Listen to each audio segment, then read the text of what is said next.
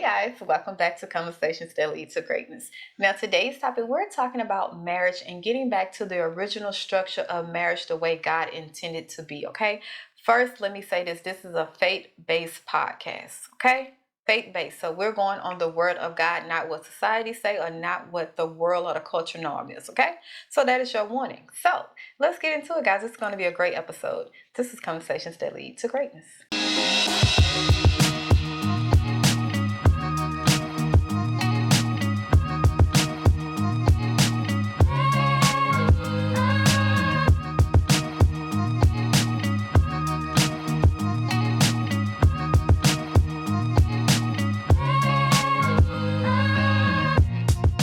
My name is Akeisha Smith. And I'm Lester Smith. And welcome back to our coaching podcast where we educate, motivate, and inspire you to break free of your limiting mindsets in faith, family, and finance that hinders your ability to create the life you desire, okay?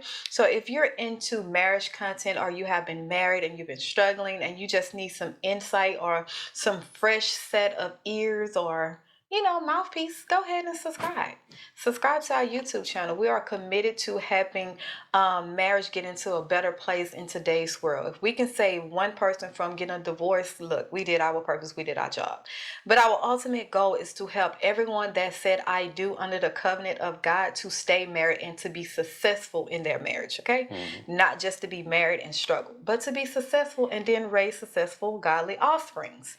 So, now that you know that is our purpose, go ahead and subscribe. Do your due diligence. Yeah. Subscribe to our YouTube channel, okay? Mm-hmm. So let's get into it. Bringing back the original structure of marriage, the way God ordained it, okay? So when we talk about marriage, we always go back to Genesis because that's the beginning, right? Mm-hmm.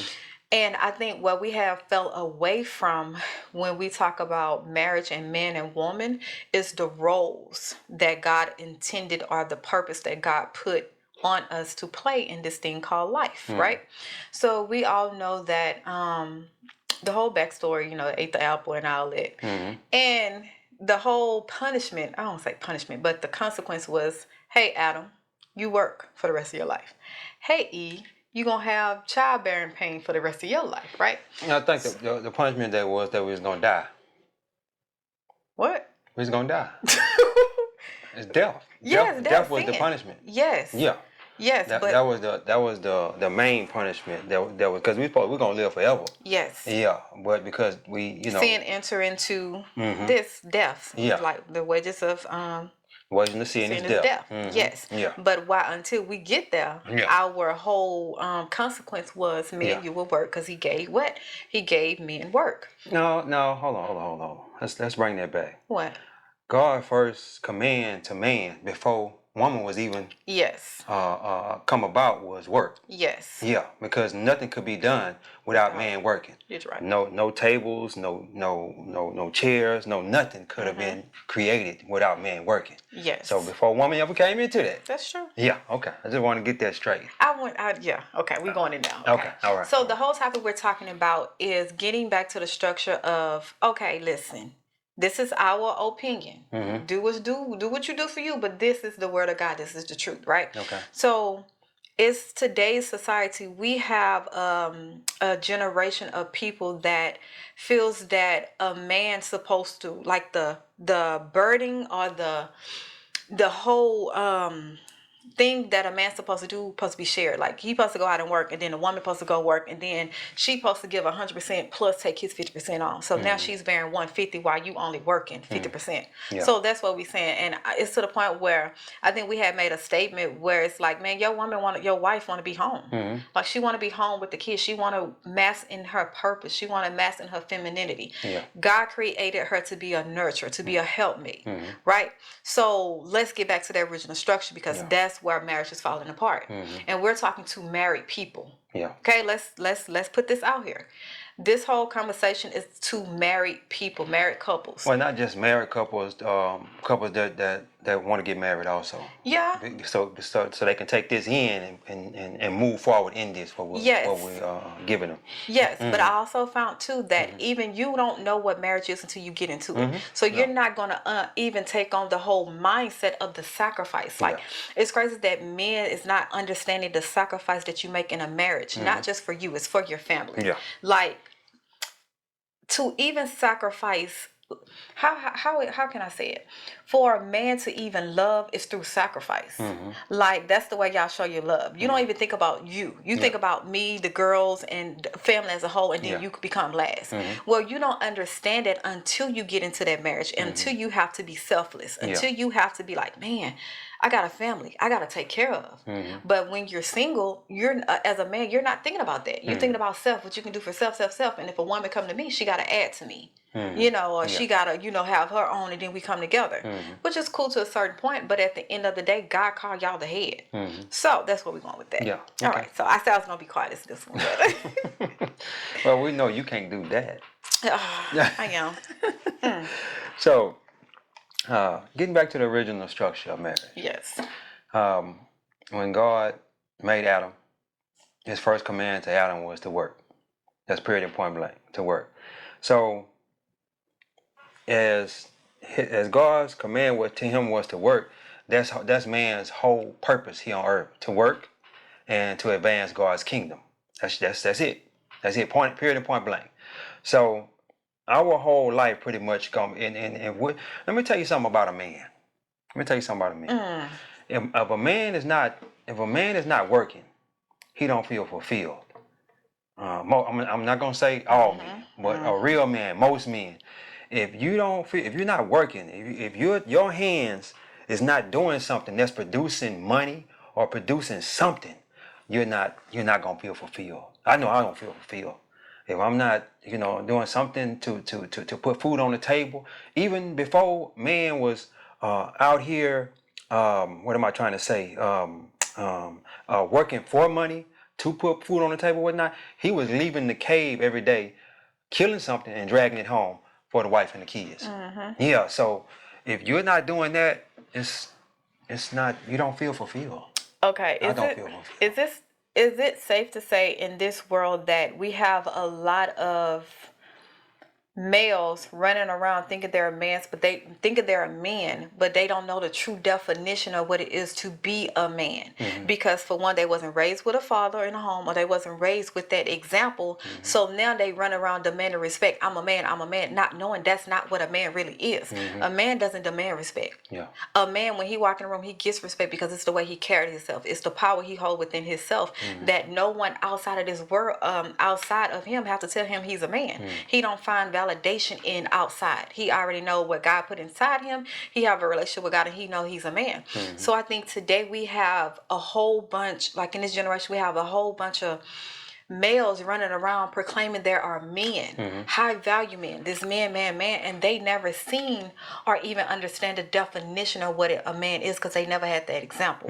And they never even seen the mentor that could coach them, that could teach them, that can say, hey, nah, what you think is a man is distorted. This is what a man really is. A man take care of his home. A man do things this way. A man communicates. A man, you know what I'm saying, have morals and, Yeah. So I think that's the problem. Well, first of all, if you got to be going around talking about I'm a man, I demand respect and all that, you ain't no man. That's just period and point blank. Because you don't even have to say that. When you step in the room, people get right. They like, okay, that's about when the first words that come out your mouth, when you start talking, okay, that's a man that the man respect right there, and you can hear it in his voice. Yeah. You know what I'm saying? And he ain't over here talking about, hey, I'm a man and you gonna respect me. No, you ain't gotta do all that. Carry yourself. Yeah, that's the way you carry yourself. Yeah. It's the way you carry yourself, and people around you will see that. They're like, okay, I see where this is going right here. Especially if you step into let's say you come into a job and the owner of the job made you the supervisor. the people's first impression of you is gonna be how you carry yourself. And once they see how you carry yourself, okay, it's gonna be a lot I ain't gonna be able to get away with this here person. I'm gonna have to do what I need to do. Yeah, I'm gonna have to do what I need to do. I'm gonna be gone. You know what I'm saying? And that's how it should be. That's how it should be. But a lot of people, and you know, back to what you said about basically little boys saying that they, you know, I'm a man and this and that there and all that. A lot of us was raised by our mother, just a mother alone, no father in the home, especially if you majority of the black people. And that go back to slavery. I always talk about, she don't like that I talk about slavery and whatnot, but in slavery, the men were basically breeders. Yeah. So they would make a child, and the child would leave the plantation and go to another plantation. They sell it to somebody else.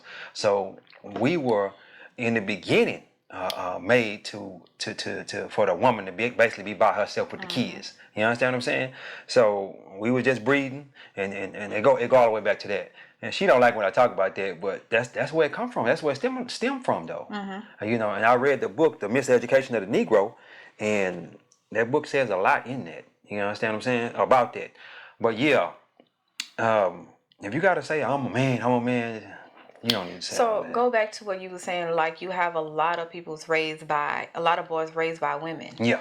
And I was one of them. So and I was just gonna go in with that, just to show example, not knowing that it's just not hearsay. Yeah. But you was raised by a woman. You never actually raised by two women, my grandmother and my mother. There was no male figure.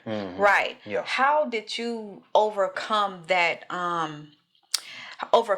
To say, man, I need to seek out some kind of mentor. I need to seek out, like, this is not a man. This is, you know, how what flipped in that mind that you know, it's like, okay, this is not what a man is. Well, how did it? I'm gonna say this. My grandma had a lot more to do with me flipping that role around than my mother did. Cause like I've said in previous episodes, my mom was on drugs and whatnot, so she was pretty much looking for her next hit. So she wasn't really raising us like we were supposed to be raised. My grandma raised us for the most part, and she taught me what work was. She taught me what work was early in the game. So I remember being 7, 8 years old, going with her to she worked for the rich white people. I remember going with her to basically work with her and clean up the house and stuff like that. So that's how I learned what work was. And also, my mom wasn't, she was in no position to be giving me nothing. And my grandmother really wasn't either. So I had to get out. If I wanted the nice things that other kids had, I had to get out and pretty much get it for myself at an early age. That's the crazy part. I remember being 8, 9 years old, pumping gas at the gas station for 25 cents. Could have easily been snatched by one of them adults. You know what I'm saying? But I was there. You know what I mean? So it's, and I said all that to say this. I don't know where I got that from. That to be this. Not I ain't gonna necessarily say an alpha male, but to want to be to take care of your family and stuff like that. I think it was more for my grandma than anybody. And also I seen even though they were miles away, my uncle lived in Virginia and I lived in Houston. So you can tell the difference. That's like 1,400 miles away. But I seen them. It was a husband and wife and 3 kids. That's the only thing I really had to look to as far as husband and wife and kids is concerned, and a man that takes care of his family. Yeah, and flip that. And I often realize, because I have 4 brothers, and I often realize, their father died when my baby brother was, I think he was 3 or 4. Yeah. So they was raised without their father and didn't have that father figure in the home, right? And it's often that you can know how to get out there and grind and hustle, right? But something happens where it distorts, like, now that I have a family, I need to do the same thing and I have to share and sacrifice. I'm not no longer grinding for me and keeping mine and saying, hey, we finna go 50-50 and you go this and you do that. But now I am taking on the whole burden of that family because I decide to get you pregnant. I decide, we decide to have family and all this stuff. So once you do that, it's like, hey, it's no longer self no more. Yeah. And I think that's where it gets distorted when you're trying to come together and men was like, well, you do 50-50 and I do 50-50. Yes, true enough, it in today's world it takes two incomes. Let's get that to actually survive. It does take two incomes. But I think the whole mindset switch where you get to understand it is multiple streams of income is the key. Yeah. Like, it doesn't matter how much a man make. Yes, we know males is only like what 6% of people making over $100,000 in a U.S. It's not a lot of percentage, right? Yeah. But the whole key is multiple sources of income. And I think if men understood that point, that just because you're working 80 hours at this one job, that's one source. That if something was to happen to you today where you can't go to work or you get laid off, that source is cut off. And now you put the financial burden on your wife. When if you would have had made multiple sources of income, investments, you see what I'm saying, where she can then come home and then work together, help you with the work that God put you to do on this world. Yeah. So that's what I want to talk about. It's like men think that just because I think it was a podcast I seen where he was like, you look at your wife as a stream of an income because you failed to do the work or invest. So now you looking at your wife, hey, you need to go out there and make some money, make this amount of money so we can bring it to the home because I'm feeling on my part of being a man to go out there and do what I need to do to take care of my family. That makes sense. Yeah. Make a lot of sense. So yeah, I think if men understand that, no, everybody's not meant to make six figures. Okay, everybody's not gonna make, because they don't have the tenacity, they don't have the desire, the structure, the consistency. Okay, but multiple streams of income where you're not trading in work hours for passive income, that's where you're gonna get your freedom from. But it's so many people is conditioned to trade in their work income, the earned income, where you have to spend time and earn it, and thinking they're gonna get ahead. Yeah. And you just got one source. You will never get ahead. Yeah. So even if you have two incomes, your wife is out there grinding to make another man's dream come true, to helping another man do his work. Yeah. Yeah. When she can be at home helping you do your work and catapulting your family. Exactly. But you rather, Exactly. because you think you want to be a sissy or a punk or be labeled. Yeah. You rather have your wife out of the home helping another man do the work, and then come home and you expect her to be submissive. Do her wifely do this 100%. Yeah.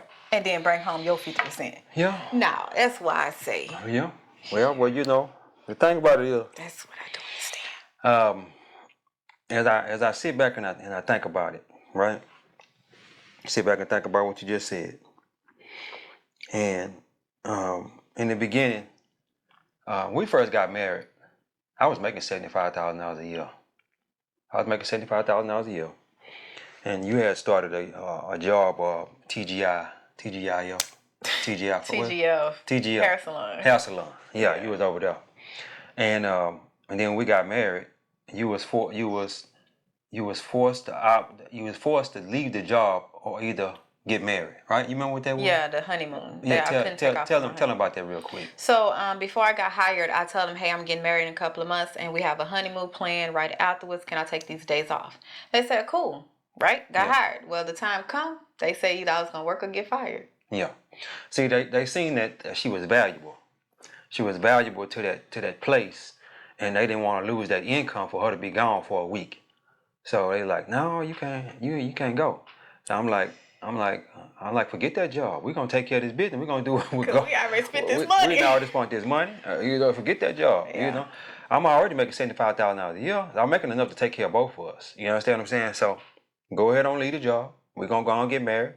And then when we got married, she didn't go back to work. She didn't go back to work, and you was off. You was off for how long? Probably a year. No, it was longer than that. You think so? Yeah, cause you, when you. Before I went back to school, yeah, it's probably about 2-3 years. No, it was longer than that. You think so? Hold on, let's add it up. I opened the salon. Hold on. So you quit the job in 2010.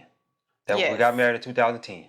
When did you open the salon? In 16, January 16. So hold on. I'm doing my own math. No, I'm doing the math for him. So she went basically 6 years without having a job. She was in school now. She went to nursing school. But she went. I'm laying a foundation right here. Yes. She basically went 6 years with no job. Yes. So I was taking care of us the whole time. She was going to school to be a nurse. Okay, she failed out of nursing school, and let me say this: I never wanted my wife to work anyway. I never wanted her to work anyway, especially work for another man. Okay, if you want to open your own business, okay, open your own business. Okay, so that way you work for yourself. So if we got the kids or whatever, we didn't want any kids at that time anyway.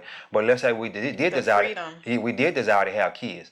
She can say, well, I could take off this day, I could take off that day. Once I heard them say that she couldn't take off, because I was like, no, I don't want my wife to work. Period. That's not true. Huh? I worked at the airport for a year. That was we weren't married then. I'm talking about when we got married, Keisha. Dang. So Dang. that was before that was the first job that she had at the airport when we got together. Okay? And when we got married in 2010, she never had a job up until the time she opened the hair salon. And I gave her the money to open the hair salon. But the foundation that I'm trying to lay is I never want her to work for another man anyway. So when it was time to open the hair salon, I was like, okay, yeah, let's go do the hair salon. So that way she could have that freedom to be able to quit. And me myself, I didn't know the course that God was taking me. I didn't know what my purpose was and whatnot. I didn't know what the work was that God wanted me to do. So of course, yeah, you'll go ahead on. And then she wanted to be independent. She wanted to earn her own money and all that. Okay, well, let's start a hair salon. That's what you want to do. Let's do that. Okay, you shut the hair salon down when? COVID. No, after COVID. 2020. No. So I shut it down and went right when you retired. 23? No. 22. No. You was working from home all that time. Oh. So you shut the hair salon down in COVID. Yes. When COVID hit 2020, so you basically worked for 4 years. So from 2016 to the COVID hit, which was 4 years. That's how long you stay with the salon. Then you start working from home doing the wigs and stuff like that. Yes, but I still did clients. Huh? You were still doing clients in the house. A few here and there. But basically what I'm trying to say is my wife never really worked. She tried to say I want to do this, I want to do that, but she was doing it because I didn't know what I wanted to do with my life. I didn't know the purpose that God called me to do, so that way she could help me with my purpose. You understand what I'm saying? Yeah, go ahead. That's why it's so important in a marriage to have a plan. For the man, the husband to have a plan. Yeah. Because I think that's where so many people in a marriage fall short. Yeah. You want this woman to get on board with an idea that you don't even have a plan laid out. Like y'all haven't even came together and said, babe, this is where I want to do. This is where we're going to take our life. Let's come together with a plan. Yeah. Once you have a plan, now you can see the vision. You can get on board. You can be like, okay, from this year to this year, we're going to do this. And once we did this, we're going to do that. So when we got a plan of what we've taken our life, okay, if we trying to pay off something, we ain't going out. We ain't doing this. That's a plan. Okay, cool. I know that, hey, I can't go out there and spend the bag. I know that I can't go out there, keep getting my hair, nails, and, you know what I'm saying? I'm cool with that because I see the bigger picture. But if you don't have a plan and you want her to be submissive, you want her to sacrifice, you want her to respect, she don't know.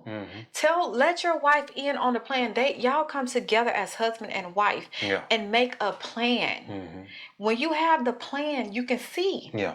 And when you feel lost or when you feel like hard times come, pull out that plan. And I think that's where you got to have a plan. Yeah. You just can't go through life and hoping that your marriage is going to make it to the top and that your life is going to come together without a plan. You just aiming at everything and you're missing. So have a plan. Yeah, so I said that to say this. We didn't have a plan. Now, because we didn't have a plan, we were basically just going through the motions like most people do. That's what most people do. They just go through the motions. And as you going through the motions, you just basically, they say if you shoot at everything, you'll hit nothing. So that's basically what we were doing. We were shooting at pretty much everything. I didn't have a plan, and because I didn't have a plan, I didn't know what my purpose was. I can't sit down and say, hey, babe, this is what we're doing. Now, if I had it all over to do again, now we know that our plan is real estate. I would have came out with a whole different plan from the beginning, from the get go. You know what I'm saying? That's why you need to sit down and figure out what your plan is, figure out what your purpose is, and I would have jumped out there on that plan from the get go, and then we'd have been good. We'd have been good now, even though we're still good. We, like I say, we both retired 2 years ago, But the thing about it is, we could have been a whole lot further along if I'd have had a plan to say, hey, babe, this is the way we're going, and we're gonna follow this plan, and we're not gonna divert from the plan. And I don't want you out here working for the man or whatnot. I want you to stay at home, make sure everything taken care of around the house, and I want you feeding your mind. I want you in your Bible. I want you going to the gym and come home and feed your mind and learn how to do certain things like trade in the stock market. Or help you with your vision, help with the overall vision. Yeah. Like, not to cut you off. Yeah. But that's why we have to understand the original structure of marriage. Man go out there, do the work. Woman is to help man with the work, not to become the work, to help him. And that's why I think like when you're getting married, I always tell people, like, if you don't have a vision, or if you don't have the heart to serve, you shouldn't get married. Marriage is not for you, because marriage is not just about give and take, but you have to serve. Even when the person that you're serving is not receptive or is not grateful, you still serve because it's in your heart. You know it's the end goal. God put us here to serve each other. So if you don't have a heart to serve and you don't have a plan, you're not going to even understand that, hey, I need to bring my wife home for the greater good of the kids, especially if y'all have kids and both of y'all out of the house. How this going to work? Yeah. And let's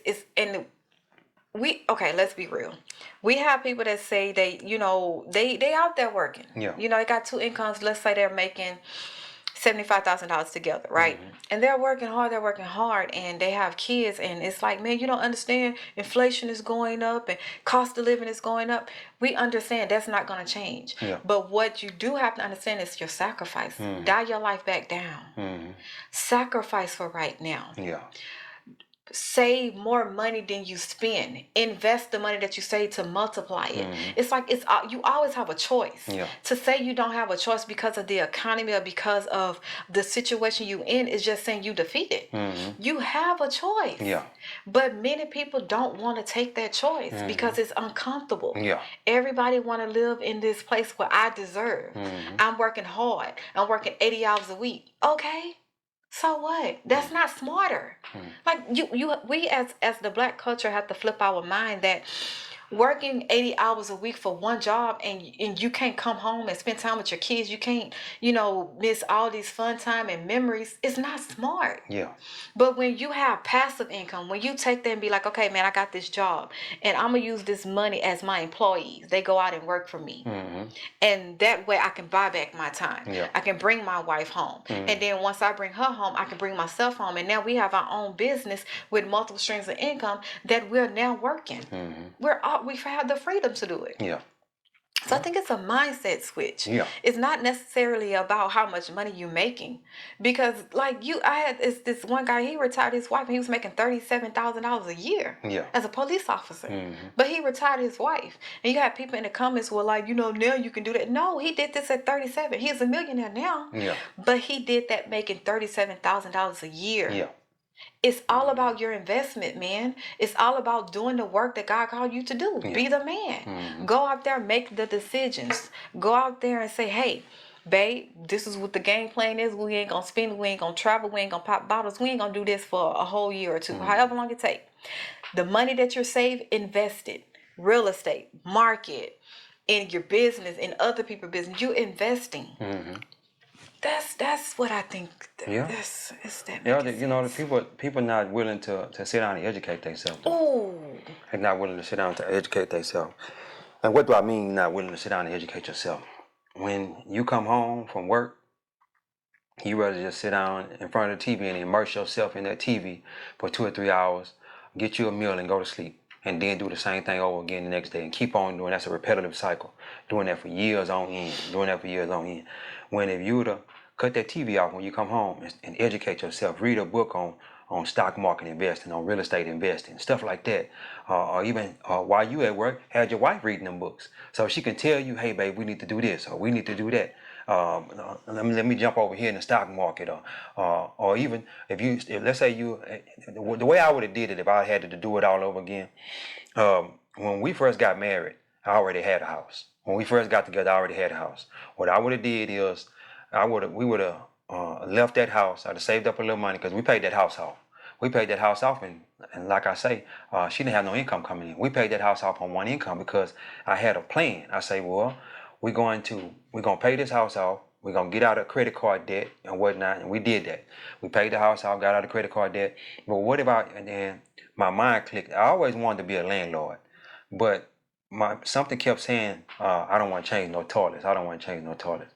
And we've been landlords since 2020. You know how many toilets we unclogged or anything? Now one. I just call a man down there. He go take care of the toilet. We just had a situation the other day where somebody was at the Airbnb and water was coming from under the bottom of the toilet. I called the plumber down there. He went over there and took care of it. In less than an hour. In less than an hour. He had the code for the door. You know what I'm saying? So he can go over there and take care of the toilet. But what I mean that my whole game plan would have changed. What I would have did is when we paid that house off, we would have went and got us a duplex. Would have left that house, rented that house out, went and got us a duplex, and stayed in a duplex. Stayed in one side of the duplex, and the other side would have been rented out. Okay, and let that we would have still been paying a little bit of money on the duplex, but the tenant would have been paying the majority. of the rent. Okay, stayed there for 2 years, and then probably would have went and did that again. So now we own 5 doors with the first house that we had, the duplex, and now the duplex we stay in. So that'd been 5 doors of real estate that we own. Okay, she ain't never went to work now. She ain't never went to work. And then after we got them 5 doors, maybe in another 2 years, I don't know, we'd have been kind of close to it.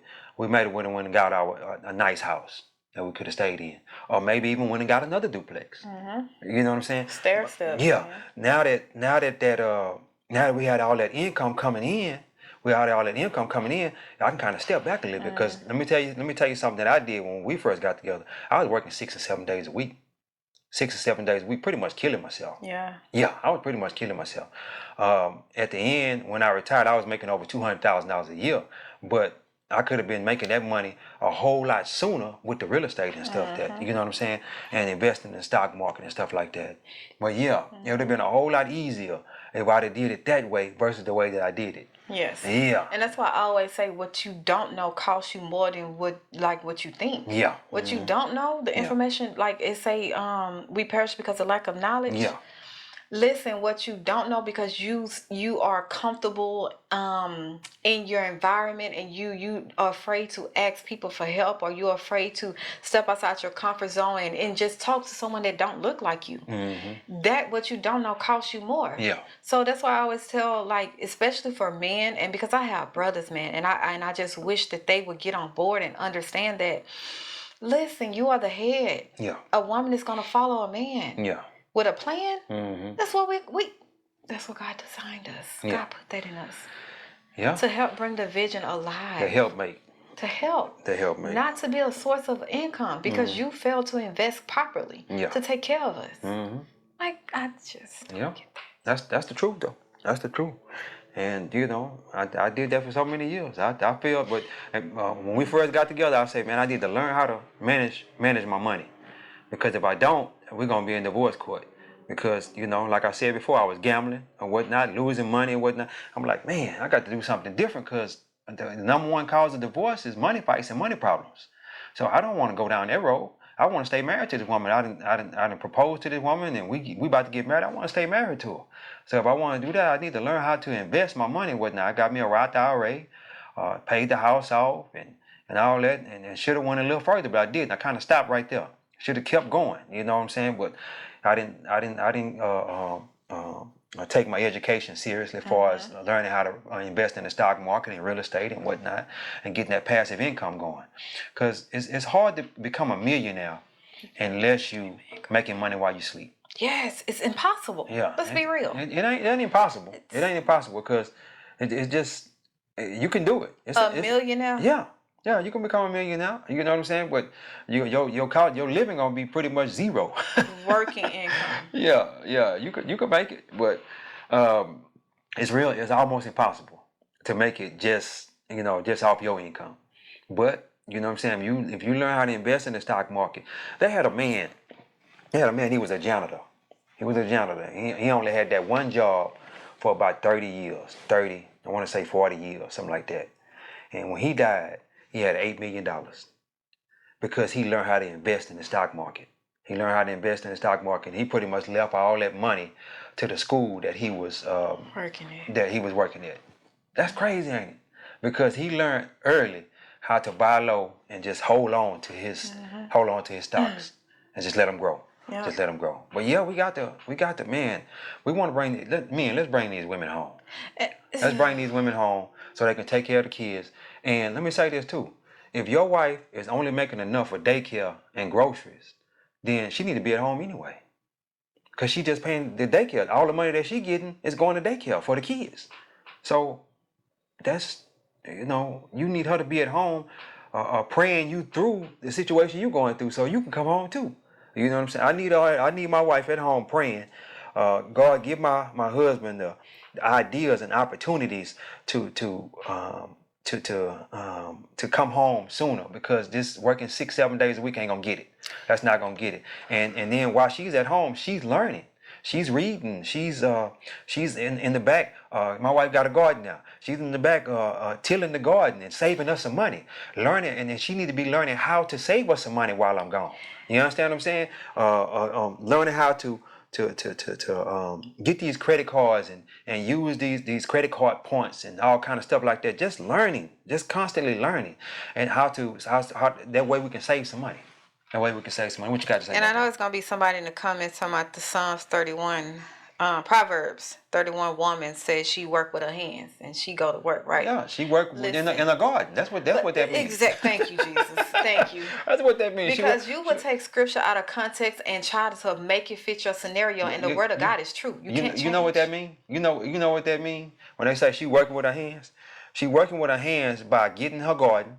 Okay, she might have a sewing machine that she is now working with her hands, sewing the clothes for the kids and sewing the clothes for her husband. Making sure her family is good. You understand what I'm saying? Going to the garment store, get the stuff that she can sew together. But she's learning this information from watching, or reading or watching videos or whatever. And that's what she's doing with her hands. And she's in the kitchen cooking. That's working with her hands. She's nurturing the kids, making sure their clothes are clean. That's the work that it means with the woman's working with her hands. And she's going to work willingly. Yeah. Willingly. Yeah. Something she enjoys, she loves. Her whole mind frame of work is for her family. Mm-hmm. It's the betterment of her family, not to take up a slack that you decided that you don't want to play. Yeah. Like, come on, let's be for real. Like we gotta stop taking the Bible and take it for what it is. Taking it out of context. Take it out of context and try to make it fit your scenario, just so you can have an excuse. Mm-hmm. Like, that's why I tell people, man, read your Bible in full context, and if you ask God and the Holy Spirit for wisdom and understanding on how it can apply to your life right now in today's world, because we're so quick to say, oh, the Bible was written back. This is the modern world, and modern women is different. Man, listen, God knew that. Yeah. God know everything. He know that his word is living. So the same scenario, the word that applied back in the day when it was written, it's the same word that can apply to now, and it's living. Yeah, it can. It's a living word. And you know the crazy part about it? Times are way better now than they was back then. It's much easier for you to make money. Exactly. So it's almost like, do you really? Mm-hmm. It's so much easier now, especially with social media, for you to have multiple streams of income. So when I hear people be like, man, it's hard out here. Yeah. Imagine your grandparents. Mm-hmm. Imagine back in slavery days. Don't even imagine your parents. Mm-hmm. If your parents 50, 60, imagine their times. Mm-hmm. And they still made it do. They still left you an inheritance. Mm-hmm. Now you have everything you can possibly think of to make multiple sources of income without even leaving your home. Yeah. Just on your phone. Exactly. So what is the excuse? Mm-hmm. It's like they always say, you will find the excuse for something you don't want to do. Mm. You're going to find the excuse. You're going to make it an excuse. Yeah.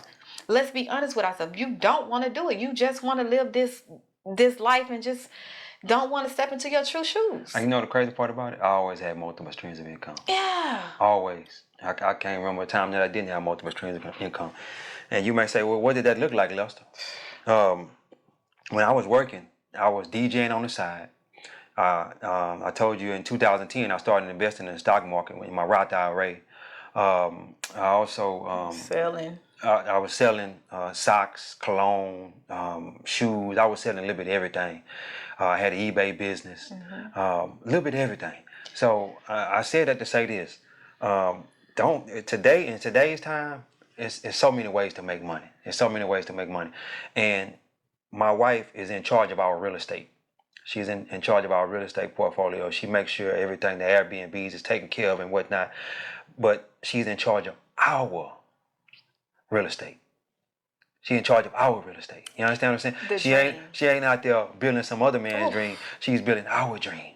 You understand? And where we about to go now, I can't even fathom. I'm getting chill bumps right now just really thinking do. about where we about to go. We about to take this thing to another level because we only own five doors, 5 houses. This thing is about to go global. We about to take it to another level, man. And because I got on my mind, right? Because I know the purpose that God put me here for. God put me here to provide housing for people, right? He put me here to provide housing for people. Now that I know that, it took me a while to learn that. But now that I know that, it's going up. It's going up. Let me ask you this question. Yeah. Do you think it is powerful for a man to know his purpose before he asks a woman to come home and submit and to do all this other stuff? Yeah. Because if I'd have knew my purpose a long time ago, we'd be a whole lot further. And you know the crazy part about it? We doing good. We're in a good place. We're in a good place. We doing all right. Let me say that. But if I'd have knew my purpose a long time ago, we'll be a whole lot more all right than we are right now. Be a whole lot more all right. And it's find out what your purpose is, man. Find out what your gift is first, and then find out what your purpose is. My gift is I'm a people person. I'm a people person, and my purpose is our purpose is to provide housing for people. And God said that to me on many occasions, but I didn't take heed to it. And it's crazy. It just hit me how our purpose collides together because I have a heart. Like I'm an empathetic person, so I sympathize and empathize with people so easily. Like the underdogs, the people that need the help. It hurts it do something to my heart. Yeah. So even with that, it's for housing for people in need. So it's not even about us getting real estate and making the money off. It's being a helping hand to someone in need. Yeah. That's the whole point. You serving something. It's not even just about the real estate. That's gonna come regardless. But to do the purpose to say, hey man, I can help this person in time of need when they feel like they can't make it, and here's housing for senior citizens. Yeah. Purpose. Yeah. Purpose driven. Yeah. And from now on, our whole outlook, our whole life's journey is gonna be purpose driven. So every move we make from now on, it's gonna be like we already know what our purpose is. So it ain't hard for her to submit. Yeah. Because we know what our purpose is. It ain't hard for me to tell the kids no. You know what I'm saying? When they want certain things, or tell her no when she wants certain things, because I know what our purpose is. Hey, baby, that's not aligning with our purpose right now. Yeah. You know what I'm saying? So we got to fall back on that for a few minutes. I'm not saying we're going to have to fall back on it forever. Well, we fall back on that for a few minutes, and then in a year or two, we'll revisit that. Yeah. We'll revisit that because we're trying to get these houses now, and then later on we can sit back and sip lemonade in the shade and be like, man, I'm so glad God put that desire in my heart for us to be able to take care of these people and take care of them, in a way that He wanted us to take care of. Because let me say this: how are you advancing God's kingdom? How are you advancing God's kingdom? And not just for yourself. Advancing God's people don't have nothing to do with you. Exactly. It's not what your blessings is. Yeah. It's how you be a blessing. And see that's how a lot of people get Give caught. me the blessing, Lord. Me, my blessing. Yeah. Bless me, oh Lord. Yeah. I'm standing in need of prayer. Hey, God know who to bless. God know who to bless. And I love how people say all these billionaires are evil and all that, but they blessing so many people though. They blessing so many. Look at Jeff Bezos. Look how many jobs Amazon provide for people. But as most people sit back and they just looking at him, oh, he an evil individual. How is he evil? He providing jobs for people. Because it ain't them. Look, they talk about Elon Musk, how he's so evil, and all these billionaires are evil. Donald Trump, they providing jobs for millions of people though. How is that evil? I just don't understand. Because they feel like they need to be silver spooned. That's poverty. I don't understand that. That's a poverty mindset. That's a poverty mindset that if you are one of those people that think like that, that's a poverty mindset.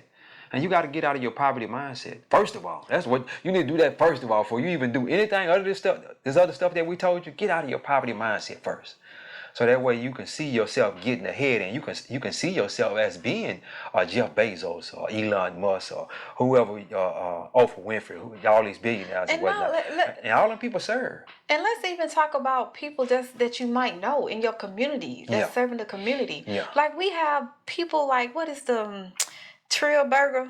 Yeah. Them Bun B. people, Bun B, we have local people. Let's not even just look at celebrity. Yeah. Because when we look at celebrity, we think, oh, we'll never be them. They lucky. Yeah. Well, you have people in your community that has been a blessing with what they have. Mm-hmm. You have it's crazy because I look at when the flood come in Texas and Texas and Louisiana, when things happen, we each help each other out. Yeah. And it's not even required about what I can get, what you can give me. No, I see a need. And you know the crazy part about it, the people that's serving the most and giving the most, they not all on social media. They're and not. They not on TV You would know. saying, hey, this is what I'm doing and all that. They just giving. They They provide. giving what they. I remember when I forget what storm that was. Harvey, Cajun Navy came down. Who? Cajun Navy from Louisiana. Yeah. And we got rescued. Yeah. Cajun Navy. Cajun Navy came down. Yeah. And they had a heart to serve. They had a heart to serve. They didn't have to come down. They didn't have to leave their house. They left their house with the trucks with the big wheels and all that. Airboats and all that. Airboats and all. They came and rescued us. Yes. They came and rescued us. Picture door. And the crazy part about it, they just had a heart to serve. I mean, I'm going down there. We're gonna help these people. Yeah. We're gonna help these people. And they didn't receive no money from that. Nope. They didn't receive no money from that, man. That was crazy, man. I was just looking at it. I'm like, man, got chill, bro. Just thinking about it. That's how I want to be. I just want to help Be a people, man. blessing. Just Stop be a wanting blessing a to somebody. blessing. Just be a blessing. And let me say this: if you're only worried about self, you're selfish. You're selfish. You saying, how can I be a blessing? I only make this amount of money. I only make that amount of money. All it takes is for you to sit down and come up with a game plan to make more money, so that way you can provide help for people. God will give you what the Bible says: asking you will receive, seeking you will find, knocking the door will be open to you. God, if you sit down and think, God will give you ideas to help you provide the amount of money that you want to provide to people, to be a blessing to others. But it also depends on your heart posture. Yeah. Because God looks at your heart, not what you say, not what you pray. That's why God say, cleanse your heart. Ask God to search your heart and reveal anything that is not of Him. And you got to keep asking Him that, keep saying it yeah, over and over and again. He search your heart, because you can be a blessing right now with what you have. If you're not a blessing with what you have right now, when God give you an increase, when God give you more, you definitely ain't gonna be a blessing, because it's not in your heart. It's not in your heart posture. Yeah. So yeah, guys, that's all we wanted to say. It's time to close this thing down. Yeah, it really is. Yeah, we went on a little too long sorry, today. y'all. Yeah, we went on real long. But anyway, guys, don't forget to like, share, and subscribe. Yeah. Don't forget to like, share, and subscribe. Anyway, God is good. Life is good. When we look good, we feel good. We live in a life of abundance. Peace. Bye, guys.